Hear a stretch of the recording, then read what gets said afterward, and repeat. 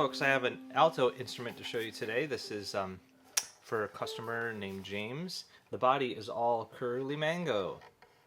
And I got this mango from a piece of furniture I took apart that my friends Perry and Danny gave me. Had some really nice stuff in it. The neck here is mahogany with a walnut stripe, and everything else is walnut. Real simple, basic design. Really light, feels good. Very vibrant. And you know, mango's a tropical wood, and I only use a handful of tropical woods, and pretty much only when I get them from salvage sources, so this counts. It's number 987.